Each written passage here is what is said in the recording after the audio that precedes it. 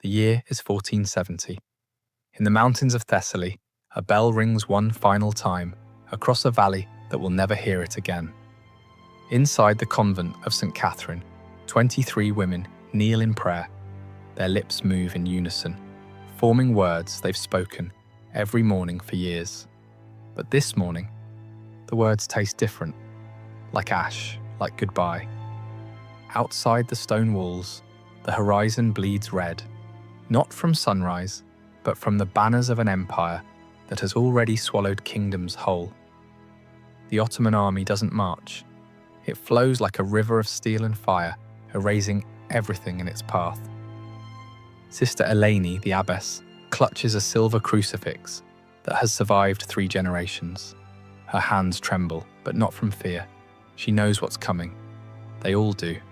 What they don't know, what no one could imagine, is that death would have been a mercy. Because what happened next wasn't written in any history book you studied in school. It was buried, erased, hidden beneath centuries of silence, until now. What the Ottomans did to these women wasn't just conquest. It was something far more calculated, something that historians are only now beginning to uncover. The question isn't whether you can handle the truth. It's whether you're willing to remember it. If you've ever wondered why certain stories vanish from history, while others are told again and again, you're in the right place. Here on Crimson Historians, we dig into the archives the world forgot, missionary letters, Ottoman state records, testimonies buried in Vatican vaults. Every view, every like, every subscription helps us pull one more voice out of the darkness. Now let's go back to that convent, because the bell has stopped ringing and the doors are about to break. To understand what happened to these nuns, you need to understand the machine that consumed them. 17 years earlier, in 1453, Constantinople had fallen. The jewel of Christendom, the city that had stood for over 1,000 years, gone in 53 days of cannon fire and blood. The Hagia Sophia, once the greatest cathedral in the world, was stripped of its crosses within hours of the conquest. Its mosaics were plastered over, its bells melted down. Within a week, the call to prayer echoed from its domes, where hymns had sung for 9 centuries.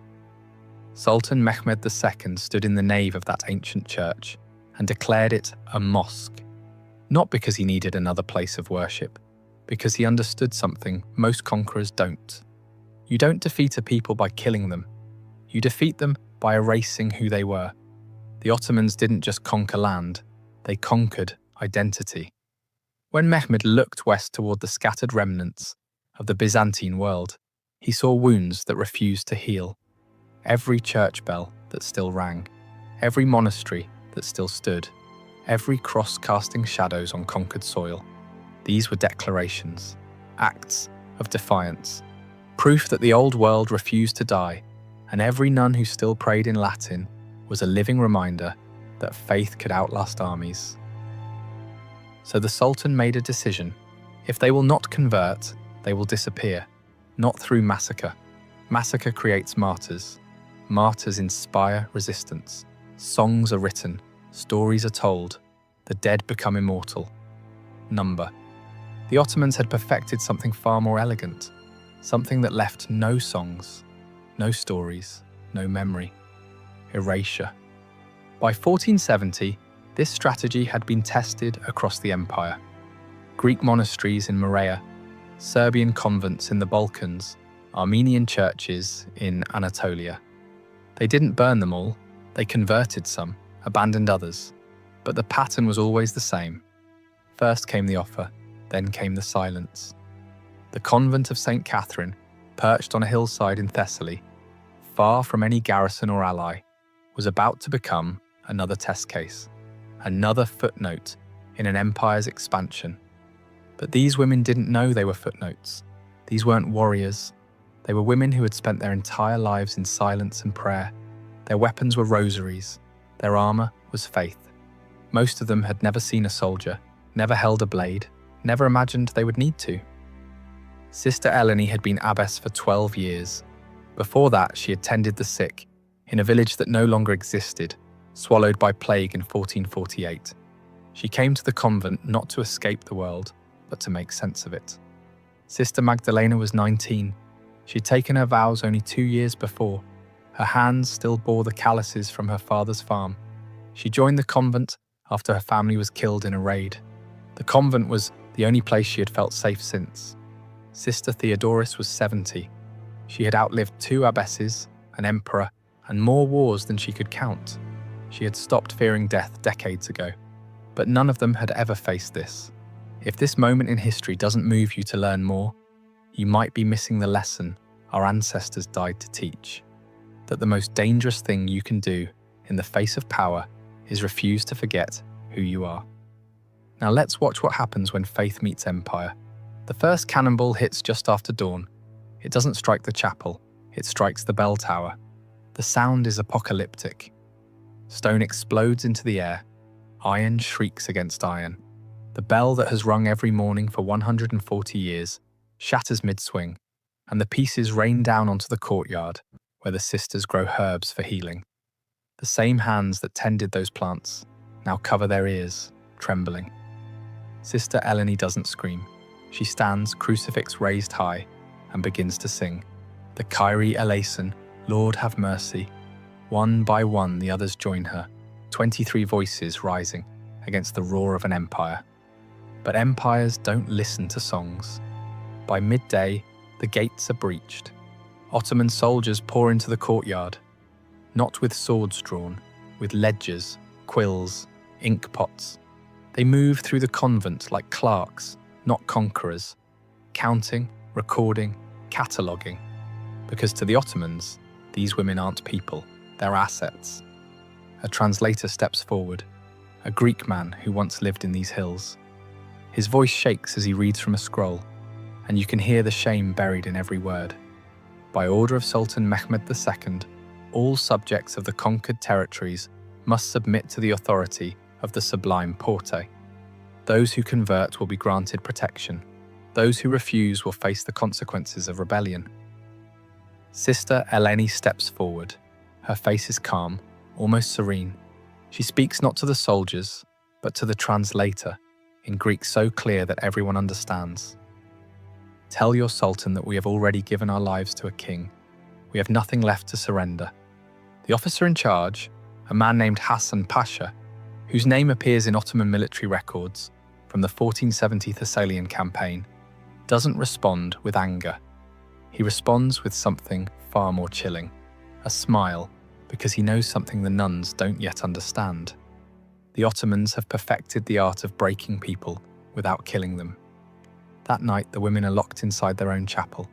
No food, no water, just darkness and the sound of soldiers outside, laughing, eating, living, while they wait to see who breaks first. 2 sisters, younger ones from Corinth, begin to weep in the corner. Their sobs echo off the stone walls. But Sister Magdalena, barely 20 years old, begins to whisper a psalm. The Lord is my shepherd, I shall not want. Then another. Though I walk through the valley of the shadow of death, I will fear no evil. Then another. And slowly the weeping stops. This is the moment the Ottomans underestimated them. These women had spent their entire lives preparing for suffering. Fasting, vigils in the cold, hours of silence, submission to something greater than themselves. What the soldiers saw as torture, the nuns saw as their daily discipline. But Hassan Pasha is patient. He has seen this before. In Morea, in Wallachia, in the ruins of Serbian monasteries, where monks thought their faith would save them. Faith is like a candle, he once wrote in a letter to the Sultan, still preserved in the Topkapi Palace archives. It burns brightest just before it dies. He's about to test that theory. On the second day, the doors open. A servant enters with bread and water. Real food, clean water. He sets it down without a word and leaves. The nuns stare at it. Their throats are dry, their stomachs hollow. The younger sisters look to Eleni, desperation in their eyes. Sister Theodoris, the eldest, speaks first. They want us to take it, to feel gratitude, to soften. Eleni nods. Then we fast. They don't touch the food. By the 3rd day, their lips are cracked and bleeding. Their hands shake. The younger sisters can barely stand. but they don't break. Hassan Pasha watches from the courtyard, arms crossed. He's impressed, frustrated, and perhaps just for a moment, something close to respect flickers across his face. But respect doesn't change strategy. On the third day, the doors open again. This time it's not a servant, it's Hassan himself. He speaks in Turkish and the translator follows behind him like a shadow. You are not criminals, you are not enemies, you are simply mistaken. The Sultan is merciful. He offers you new lives, new names, protection. All you must do is speak the words. Silence. Or you can come with us to Constantinople. There, the Sultan himself will hear your case. Perhaps he will be moved by your conviction. He pauses, lets the words settle. But the road is long, and the weak do not survive it. It's not a threat, it's a promise. Sister Eleni looks at her sisters. Some are barely conscious. Some are praying with their eyes closed. Some are staring at the floor, trying to find strength in the stone. She turns back to Hassan. We will walk. The smile returns to his face. Good. We leave at dawn. That night, the nuns hold each other in the darkness. No one speaks. But Sister Magdalena begins to hum, softly, a hymn they sang at Vespers. One by one, the others join her. Outside, the soldiers hear it. Some of them pause, some of them look away. One of them, years later, will tell his grandson about the women who sang themselves to death. But that story will be forgotten too. For now, the hymn rises through the cracks in the chapel walls and drifts out into the night, a prayer, a plea, a declaration. We are still here. They leave at dawn on the fourth day. 23 women, hands bound with rope, walking south toward the coast. No carts, no horses, just their feet and the dust and the sun that shows no mercy. The soldiers don't rush them. They don't need to. The road itself is the punishment. By the second day, Sister Irene collapses. She's 62. Her knees have been failing for years. She tries to stand, but her legs won't hold her. The soldiers don't wait.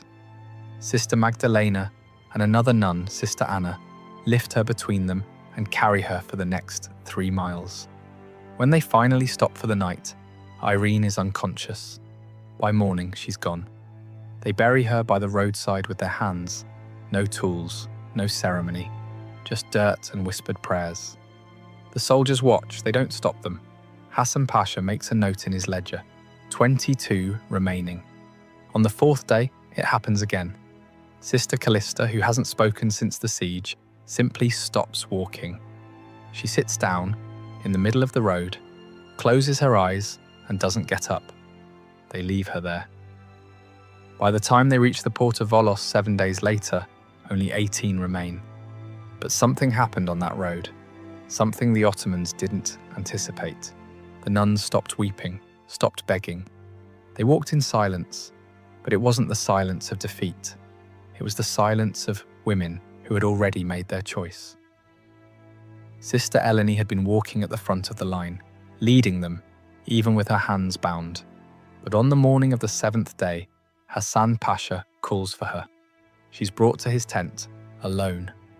What happens next isn't described in Ottoman records. It's described in a letter from a Venetian merchant who witnessed the aftermath. A letter discovered in 2003 in the archives of Dubrovnik. He writes, "I saw them bring her back at dawn. She could not walk.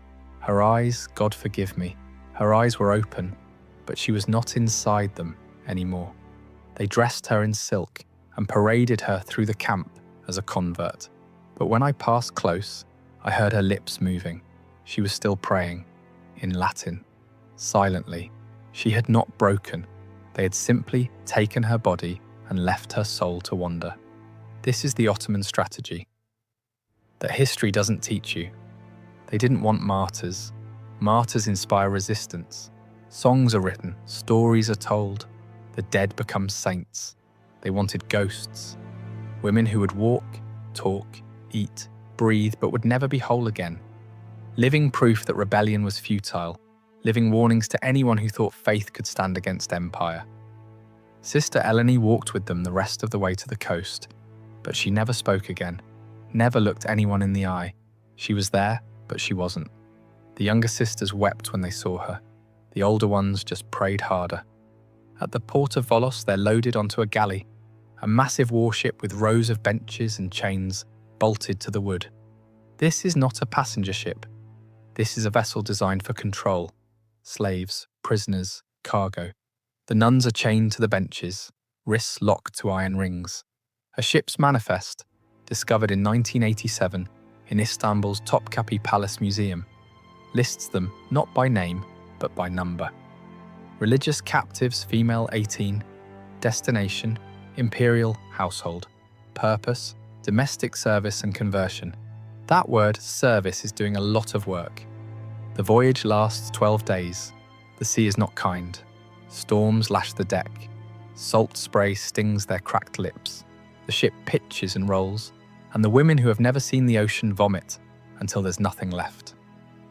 At night, the youngest, Sister Magdalena, whispers psalms beneath her breath. Her voice is faint, barely audible over the crashing waves.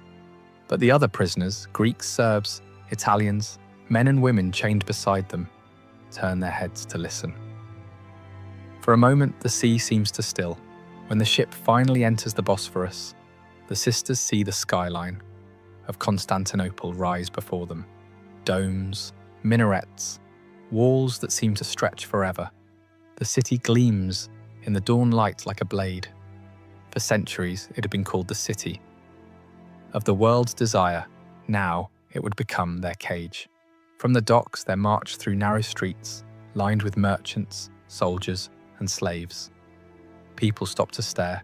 Christian nuns among the captives are a rarity, even in an empire built on conquest. This is unusual. They're led past the ancient walls, through the imperial district, past gardens where fountains sing and peacocks scream, and then, in the shadow of Hagia Sophia, the great church that is now a mosque, they're forced to stop, to kneel. As the call to prayer echoes from the minarets, one of the sisters whispers, "We are home, but it is no longer ours." They're taken to the palace, but not to the grand halls, not to the courtyards where ambassadors walk and viziers conspire. They're taken beneath, down stone steps that spiral into darkness, through tunnels that smell of damp and decay, to a place that doesn't officially exist. If you're still watching, it's because part of you knows this story needs to be told. Subscribe to Crimson Historians. Not for us, but for them, for the voices that were swallowed by silence. Now let's follow them into the dark. Beneath Topkapi Palace, there's a network of tunnels that tourists never see. Storage rooms, servant quarters, forgotten corridors that wind through the bedrock like veins. And in the farthest corner, sealed off for centuries, a room with no official purpose. In 2011, during restoration work, archaeologists broke through a false wall. What they found stopped them cold. Scratched into the stone, barely visible, were crosses, dozens of them. Small, crude, carved with fingernails, or shards of broken pottery. And beneath those crosses, etched in Latin, 4 words: Lux in tenebris lucet, the light shines in the darkness. This was their chapel. For months, maybe years, these women lived beneath the palace, working as silent servants by day, scrubbing floors, washing linens, tending fires for rooms they would never enter. But at night, when the palace slept, they gathered in this forgotten room and prayed. They had no priest, no altar, no Bible, just memory. They recited psalms from recall, verses half forgotten, reshaped into prayers that kept them alive. They sang hymns in whispers so faint the stone barely caught them. They held communion with bread stolen from the kitchens and water from the palace wells. And they carved their faith into stone, one scratch at a time, knowing no one would ever see it. Sister Magdalena was among them, the girl who had whispered psalms on the ship, who had carried Sister Irene on the road, who had refused to look away when they brought Sister Eleni back in silk. She became their voice in the dark.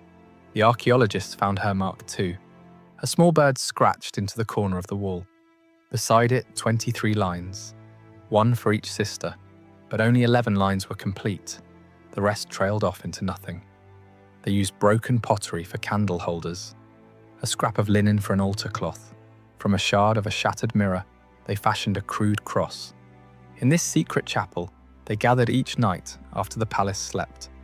No hymns, no sermons, only whispers. Each woman knelt and shared a memory, a home, a church bell, the warmth of bread before dawn. These memories became their new psalms, small offerings to a God who still listened in the dark. A Venetian prisoner, held in the palace for ransom in 1478, wrote of strange voices echoing beneath the harem. Women singing in Latin to a God not of this empire. For centuries, historians dismissed it as superstition, until they found the chapel. But here's what breaks your heart. The crosses stop. Halfway through the wall, the scratches become erratic, desperate. The lines deepen, as if carved with more force, more urgency. Then nothing. Ottoman records from 1482 mention a cleansing of the palace staff under the new sultan. Anyone deemed unproductive or resistant was removed. No details, no names, no burial sites, just one line in a ledger, written in neat Ottoman script: disposed. The nuns of St. Catherine